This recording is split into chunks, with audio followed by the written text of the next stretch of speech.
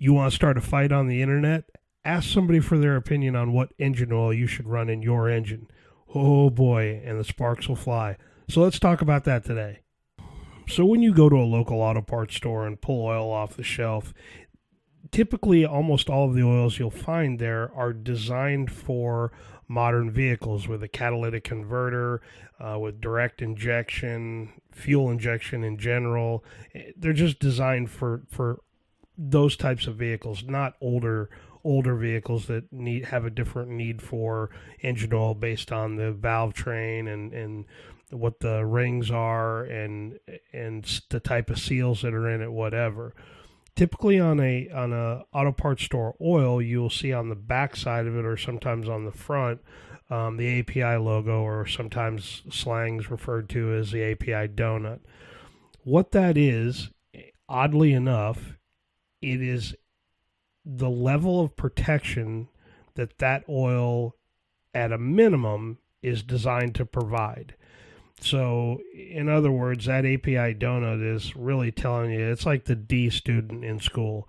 They just barely passed. They did okay, nothing spectacular, but they're just there. And that's what that API is. It's the minimum standard that oil has to meet to provide the protection that says that it's going to provide.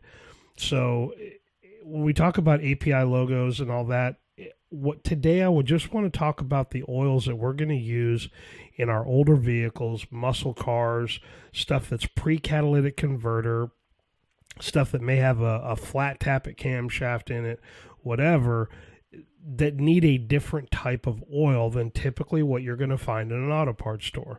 So we'll talk about some of the differences between all that here in just a quick second, but none of these oils we're going to talk about today. They're just what's out there, again, in a local auto parts store, and they're good for what they're there for, but for what we're doing with, older muscle cars, older engines, Gen 1, Gen 2, small block, big blocks, whatever, these oils are not what we're looking for to protect those engines. And we're going to talk about that here in a quick minute. So let's jump in and we'll talk about the engine oils that we're going to use in those older vehicles. Let's just quickly talk about engine oil types. Now, you've got a conventional base oil and you got a synthetic base oil. Oil is made up of that base oil and an additive package to work with whatever conditions that the engine is being asked to operate in. Oil is designed to work with those engines based on bearing clearances, the engine temperature, type of fuel, naturally aspirated or boosted. Those are all key factors in deciding what type of oil you're going to use. If you've ever been to Driven Racing Oil's YouTube page, there is a really, really good, very short 5-video series. I think the videos are 2 to 3 minutes a piece. They're very short, on 5 things you need to know about engine oil. Lake does a really, really good job, obviously, because he is a certified tribologist, which means he's an oil and lubrication expert. He does a really good job of explaining all these things in great detail. I would encourage you to go check that out. I'll leave a link to it here so you can pop over and look at it. But engine oil is designed for a lot of things, and it's based on the engine, what you're going to do with it. But the engine or the oil's job is to lubricate, clean, cool things down, carry contaminants away to the filter. That's what it's designed for. So you have to take all those factors into consideration when you're choosing a base oil or you're choosing an engine oil to work in the engine that you're working on. And let's talk about that next. Now let's talk about engine oils that are formulated specifically for the older engines. They typically have the right amount of zinc in them and the right amount of moly to keep the engine lubricated properly. Metallurgy, piston rings, camshafts, they were all different back in the 50s, 60s, 70s, and pre-catalytic converter days is the best way to kind of break that down. Modern engines, a lot of them typically have a hydraulic roller. Some don't even have a lifter and push rod at all in them, so the cams are a little bit different. But these engines or these oils are designed to work with those engines. Now, here's a little tip, I guess, on this. Don't think you can go to an auto parts store, buy an off-the-shelf API, graded oil and add a separate additive and mix it together yourself. It's really not the right way to do it. You don't know how well the additive and that oil are going to mix together. Sometimes the additive package that's in that off-the-shelf oil will not mix with an aftermarket additive that has a lot of zinc and moly in it that you're trying to add to it to keep your older engine lubricated properly. Plus the detergents and everything else that they have in the modern oils sometimes don't mix well. There's plenty of videos out there showing where an additive, like a zinc additive is added to an off-the-shelf oil and they don't mix very well. You don't want to play chemist here. I never have. Always buy the right oil that is formulated for the engine that you're working on. If you're working on a modern engine, buy an oil that has the properties that are designed for it. If you're working on an older engine, buy one of these types of oils that is formulated for that engine. And it also goes to the zinc side of things. I've seen folks say that they've, bought a hot rod style oil that's got zinc in it, and they also add another zinc additive to it. More zinc is not better. In some cases, more zinc will cause more wear in the engine. You have to have that right balance of moly and zinc and other detergents that are in there to get the right properties out of the oil to do the job right.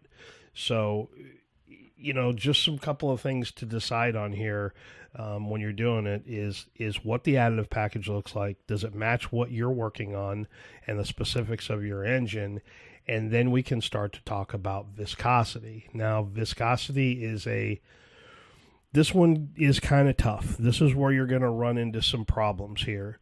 This is where all the arguments start. So we'll talk about that here in just a quick second, but don't get hung up on it. There's a right way to pick the right viscosity, not by what, a majority of people on the internet told you when you told them what engine you were building. Now let's talk about this really nice chart that Driven Racing Oil has put out to help you determine what viscosity oil you're going to need in your engine. Now it's broken down on the left by a couple of really, really big categories, and that's iron block, aluminum block, steel rod, aluminum rod. Reason being is those materials expand at different rates, so the clearance on the bearings is going to change. The other side of that is you have to know what the main bearing clearance and the rod bearing clearance is in that engine. Now, if you've had it recently machined from a machinist, they will give you all that information and you'll be good to go. So let's talk about the most common iron block, steel rod. Let's say your machinist has ground those main bearings at 30 thousandths. When you look at the chart here, you can see 30 thousandths, and then over to the right, depending on how you're operating the engine, will tell you what range of viscosity engine oil you're going to use. Now, on a drag car, 160 degrees oil temperature is pretty warm. You typically don't get those things that hot because they're making short passes down the drag strip. When you start operating with an engine that maybe has an engine oil cooler on it, then yeah, it's very common to get between that 160 and 220. The oil cooler will keep it a little healthier. If it's a street car, no engine oil cooler, you're in the hot part of the country, whatever, and you run a little warm, then 220 is not uncommon, but that 220 range is more for those guys in road rate applications, road racing, autocross, whatever, where you're at a high RPM for long, sustained periods of time. Not uncommon for those guys to see 220. So typically on a street car, you're in that 160 to 220 range. So if you go just by the main bearings on the block at 30 thousandths clearance, Driven suggest a 10W40 or a 15W40 viscosity oil. Now let's go down and take a look at the steel rod. When you look at, again, let's say it was ground at 25 thousandths. 25 thousandths, it will go over to the oil temperature that you're operating at. Let's stick with that 160 to 220. And they suggest in there a 5W30 or a 10W30. There's two other factors that are not on this chart that I wish they would put on here, because with fuel the way it is today, and people taking some different routes with what they do with engines these days, you have to include these in here as well. The first of that is ethanol. Ethanol-based fuel, whether it's an E10 that comes right out of the pump at most gas stations, or a little bit more aggressive ethanol mix. I've seen some E30 in the Midwest and the Mid-South here.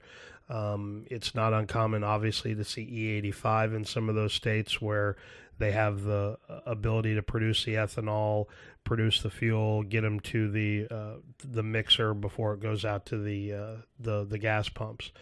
You have to take that into consideration. Now, with an E10 fuel, you probably don't need to make any other adjustments to the viscosity. If you're running E85, you certainly do. You need to go up in the viscosity. And the reason being is that ethanol fuel, no matter how much we dislike it, fuel will get into the engine oil. It's one of the biggest things that break down the additive pack within an engine oil and causes it to lose its efficiency and its cleaning properties and lubrication properties.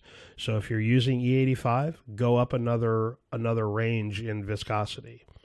The other side of that is it's very, very common these days to run a turbocharger or a supercharger. There's lots of great companies out there that produce both, and that's another one. When you're putting that much more pressure on the system, then you need to go up a viscosity as well there as well.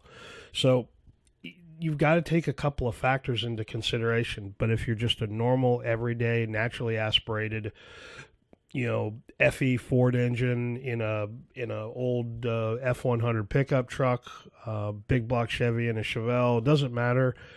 You can really follow these without concentrating too much on the fuel or changing for boost. So if you know what the clearances are on the main bearings and the rod bearings and the type of material they're using, it'll give you a good idea.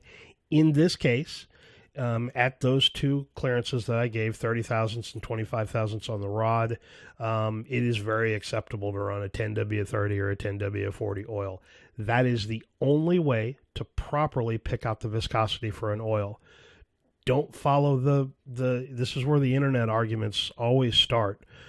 Somebody will say, well, I run this brand of oil and I run it in a 5W30. If you don't do that, you're going to ruin your engine. Or you have to run 10W30. All of those cars ran 10W30. That's what they were made for, period. Well, when they were machined and your machinist has his own recipe, has its own clearance that the bearings are requiring or asking for on a modern bearing like a King or a Molly or whatever, they're going to grind it the way it needs to be ground, and the oil has to pick up that clearance. So regardless of what the manufacturer required or asked for in 1965 in that engine, it doesn't matter. You've got to follow what's going on with it today, especially on a rebuild engine. So it's not uncommon to run a 1540 in a street car in a big block Chevy.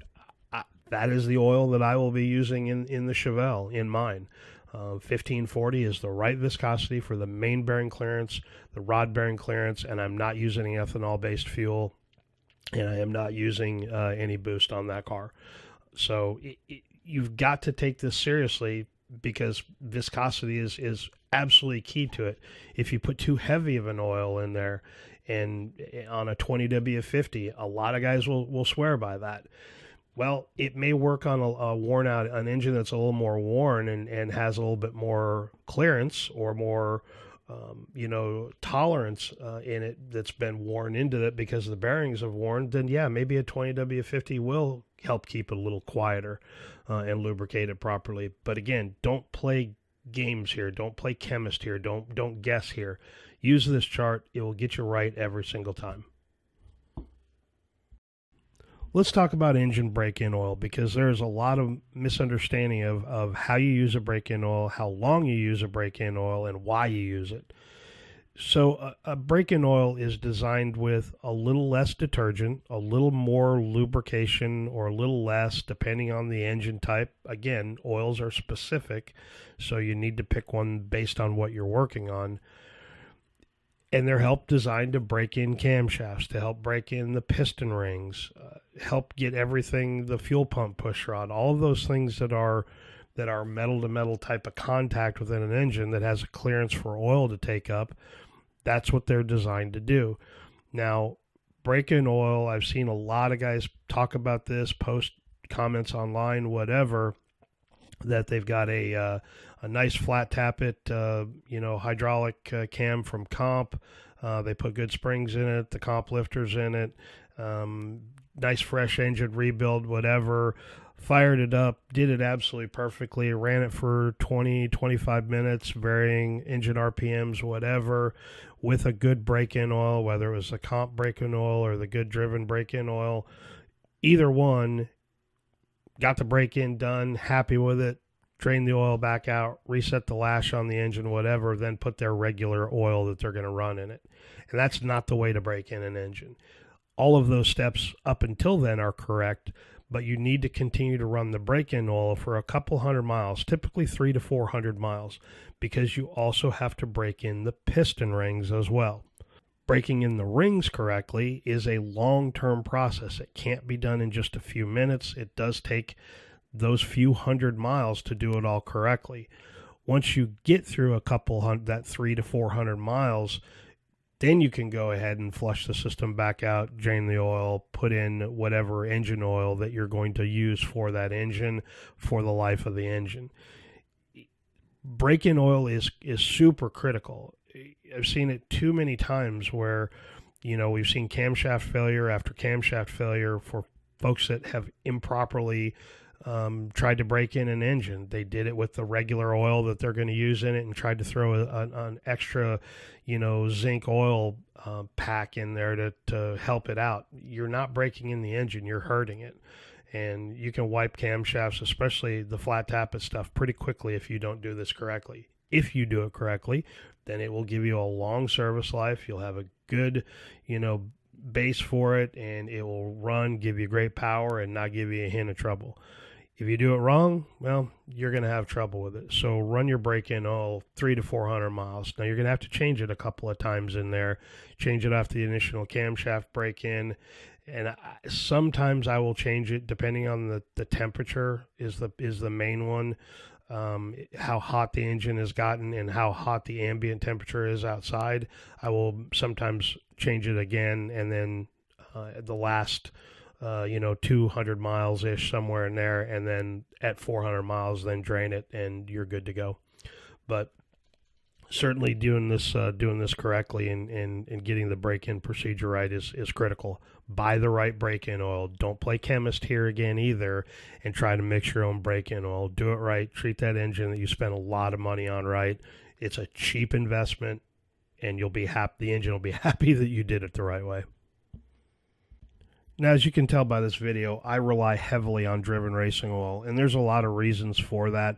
I've heard Lake speak at a couple of AERA events over the years. I got a chance to work with him for a short while. Very, very smart guy, and he does a very good job of explaining all this down to a very, very good detail on why you should use an oil based on the additives, the type of oil, whatever, and then choose a brand to fit into it. Driven's new GP1 oil is just truly an amazing product. It's made in Bradford, Pennsylvania. That name should be pretty well known these days because a very popular oil brand used a shortness of that name and recently changed their name to a different name because they stopped using the Pennsylvania grade crude base oil. The GP1 is made from that. It's made from the old Kendall factory where all those guys if you hear the old timers talk about in the 50s and 60s of that they could only use Kendall oil in their race engines because it's the only thing that kept them together. The properties of that base oil is just simply amazing. And Driven now has access to that plant, and they are making this GP1 oil. The nice thing about this is a couple of things. One, it's very inexpensive. Those quarts are under $10, and to buy a good zinc moly, muscle car type oil, hot rod type oil at that price is really, really good. they've got a couple other things here, with based on the things that they've gotten from that refiner up there. They've got a nice assembly grease or oil or gel, they call it, that doesn't drip. That's pretty remarkable. You can literally put it on a camshaft, lifters, whatever, and assemble it, and 3 months later come back and it is still in the same spot, but it breaks down very quickly, so it's not doesn't get sticky and end up hurting other things within the engine. But this GP1 is pretty remarkable stuff. It's fairly new on the market. I think it's been out for just about a year now. But as far as engine oils go, this is probably what I'm going to end up using in the Chevelle. Great oiling properties in the additive package. Amazing base oil with the Pennsylvania grade crude, and just simply a well-engineered oil for what it is. Now, you can look on Driven's YouTube page or Instagram or whatever. It's pretty remarkable some of the things that they were able to do with this engine oil just by changing the oil in an engine. As far as horsepower levels go, no, I'm not going to turn this into a snake oil argument, but Driven has proven that they can add a few horsepower just in an oil change, and that to me is remarkable. It tells you what the properties of that base oil really are about and why those guys in the 60s were spot on with it. But anyway, if you're interested in it, definitely check out that Driven. You can get it pretty much, anywhere online, any of those, retailers online. I'll leave a link or two down below for it. But very, very amazing product, and certainly it's exciting when you see cool new stuff out in the marketplace, especially with a brand and a company that you trust really well. So check out the Driven stuff if you get a minute. Well, I hope I gave you a few things to think about here when it comes down to choosing oil. Always choose oil based on the chemistry first, then find the brand that has those things in it you need. The viscosity level you need, the additive pack that you need in there, whether you need a lot of zinc, a lot of moly, whether you're using it for a catalytic converter vehicle or a new direct injection vehicle, whatever the case may be, always search by chemistry first, then figure out what brand fits that. There is a lot of really good oils on the market. I'm not telling you that anything that's been in this video is junk. They are all really, really good engine oils. But they're specific. It's like saying, tell me what the best camshaft is for an LS engine. Well, there isn't. They're all situational. And oil's the same. And that's why as you build different engines, different combinations of things, you have to choose the oil based on what it is you're building. That 10W30, GP1 that you've been using for the last year in a 350 Chevy or a 383 stroke or whatever may not be the same oil that you're going to use in a big block Chevy with a Pro Charger on it. I know it's not going to be. You're going to have to change viscosity. Those things are seriously important, and engine oil is one of those things where you can get it right or you can get it wrong. You get it wrong, fortunately, you're probably not going to know about it for a while. If you get it seriously wrong, catastrophic failure does occur, especially if it's a flat tappet engine and it eats up the cam, whatever. So anyway, I hope this causes some conversation down in the comment section. Don't hesitate to leave me something down there. If you got something out of the video, thought it was cool, give me a thumbs up. I do appreciate that. And we'll see what the argument looks like down in the conversation section there. Anyway, we'll talk to you guys later.